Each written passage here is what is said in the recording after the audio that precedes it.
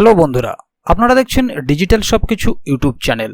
তো বন্ধুরা, আজকের দিনে প্রত্যেকটি মানুষই চায় তাদের ভবিষ্যৎটা যেন সুরক্ষিত থাকে, কারণ বৃদ্ধ বয়সে স্বাভাবিকভাবেই শারীরিক সক্ষমতা মানুষের কমে যায়, তাই তাদের কাজকর্মের শক্তিও কমে যায় এবং সেই কারণে আর্থিক নিরাপত্তা অবসর জীবনে প্রত্যেকটা মানুষেরই প্রয়োজন। তাই সরকারের পক্ষ থেকে পেনশন প্রকল্প চালু করা হয়েছে। তবে যারা সরকারি চাকরি করে তারা সরকারের তরফ থেকেই পেনশন পায়, কিন্তু যারা বেসরকারি ক্ষেত্রে থাকে তাদের অবশ্য সেই সুবিধা থাকে না।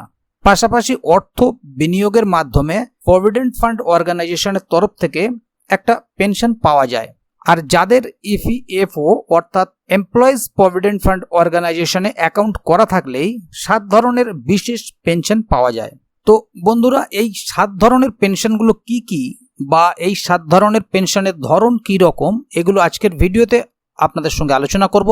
কিন্তু পাশাপাশি আরও একটি বিষয় উঠে আসে, যেটি হচ্ছে সরকারি বা বেসরকারি ক্ষেত্রে যারা চাকরি করেন তারা তো পেনশন পেয়েই যান, কিন্তু যারা কোনো কাজ করেন না তাদের কি হবে? তাহলে কি তাদের ভবিষ্যৎ সুরক্ষিত নয়? তারা কিভাবে পেনশন পেতে পারেন? সেই বিষয়টিও আমি আপনাদেরকে আজকের ভিডিওর মধ্যে ক্লিয়ার করে দেব, যাতে তারাও একটা বিশেষ সময়ের পরে নিশ্চিন্তে থাকতে পারেন, পেনশন পেতে পারেন। তাই আজকের ভিডিওটি খুবই গুরুত্বপূর্ণ হতে চলেছে সবার জন্য। তাই ভিডিওটিকে কোথাও স্কিপ না করে প্রথম থেকে শেষ অবধি পুরো ভিডিওটি দেখবেন, যাতে করে কোনো জায়গায় বুঝতে আপনার কোনো প্রকার অসুবিধা না হয়। এছাড়াও আপনি যদি আমাদের চ্যানেলে প্রথম দর্শক হয়ে থাকেন তাহলে অবশ্যই চ্যানেলটিকে সাবস্ক্রাইব করে বেল আইকনটি প্রেস করে অল নোটিফিকেশনে ক্লিক করে দেবেন, যাতে করে আমাদের চ্যানেলে যখনই কোনো নতুন ভিডিও আপলোড হবে তা সরাসরি আপনার কাছে পৌঁছে যায়। তো চলুন দেখে নেওয়া যাক এখানে বিষয়টি ঠিক কি বলা হচ্ছে। এখানে দেখুন একটি আর্টিকেল প্রকাশিত হয়েছে, ইপিএফও অ্যাকাউন্ট থাকলেই পেয়ে যাবেন 7টি পেনশন সুবিধা। জেনে নিন পেনশন সংক্রান্ত খুঁটিনাটি। প্রতিটি মানুষই চান নিজের ভবিষ্যতে আর্থিক সুরক্ষার জন্য কিছুটা পরিমাণ অর্থ বিনিয়োগ করে রাখতে, কারণ বিশেষত বৃদ্ধ বয়সে যখন শারীরিক সক্ষমতা কমে আসে সেই সময় আর কোনো জীবিকা নির্বাহ করে অর্থ উপার্জন করা সহজ হয় না। তবে সরকারি ক্ষেত্রে কর্মরত ব্যক্তিদের অবসর জীবনের আর্থিক নিরাপত্তা হিসেবে সরকারের তরফ থেকেই পেনশন দেওয়া হয়। বেসরকারি ক্ষেত্রে কর্মরতদের অবশ্য সে সুবিধা থাকে না। তবে অর্থ বিনিয়োগের মাধ্যমে ভবিষ্যতে পেনশন পাওয়ার বিশেষ সুবিধা দেয় এমপ্লয়মেন্ট প্রভিডেন্ট ফান্ড অর্গানাইজেশন। ইপিএফওতে অ্যাকাউন্ট থাকলেই পাওয়া যায় বিশেষ 7 ধরনের পেনশন। দেখে নিন ইপিএফও পরিচালিত সেই বিশেষ পেনশন প্রকল্পগুলি কি কি কি পেনশন পাওয়া যায়। এবার দেখে নিন, আপনার যদি ইপিএফও তে অ্যাকাউন্ট থেকে থাকে তাহলে আপনি কি কি পেনশনের সুবিধা পাবেন।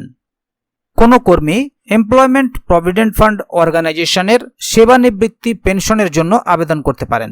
এক্ষেত্রে তার বয়স হতে হবে অন্তত 58 বছর। সেই সঙ্গে কমপক্ষে 10 বছর চাকরি করলে এই পেনশনের আবেদন করা যায়।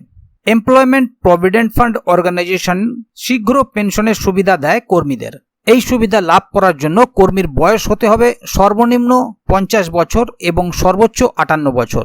এক্ষেত্রেও কর্মীকে অন্তত 10 বছর কাজ করতে হবে। চাকরি করাকালীন সময়ে যদি কোনো কর্মী স্থায়ী দুর্ঘটনায় বিকলাঙ্গ হলো, সেক্ষেত্রে এমপ্লয়মেন্ট প্রভিডেন্ট ফান্ড অর্গানাইজেশন বিকলাঙ্গ পেনশন স্কিম দেয়। অস্থায়ী বিকলাঙ্গতার ক্ষেত্রেও এই পেনশনের সুবিধা পাওয়া যায়। চাকরি করার সময় যদি কর্মীর মৃত্যু হয়, সেক্ষেত্রে তার স্ত্রী বা সন্তানদের বিধবা অথবা বাল পেনশন স্কিমের সুবিধা দেয় এমপ্লয়মেন্ট প্রভিডেন্ট ফান্ড অর্গানাইজেশন।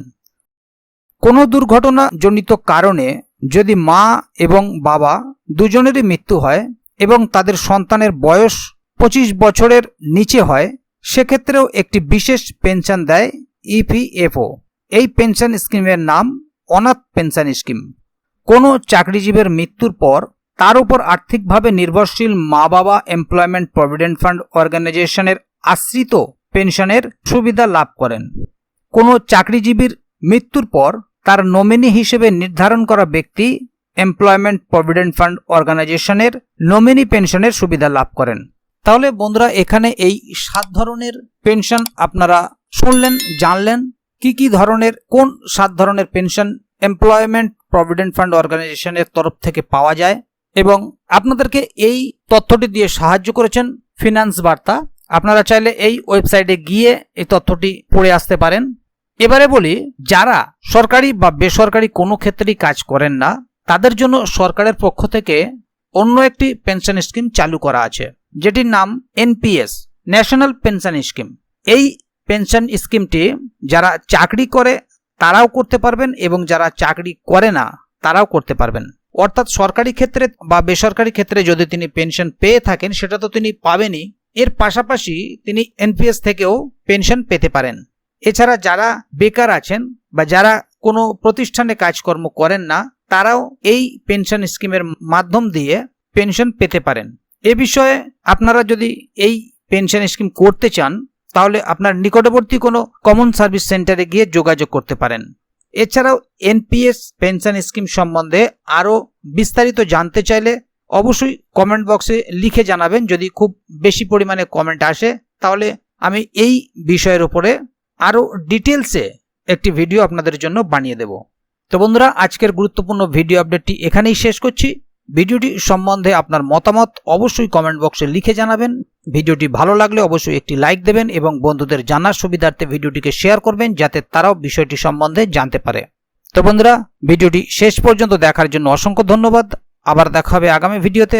ততক্ষণ পর্যন্ত ভালো থাকুন, সুস্থ থাকুন। ধন্যবাদ।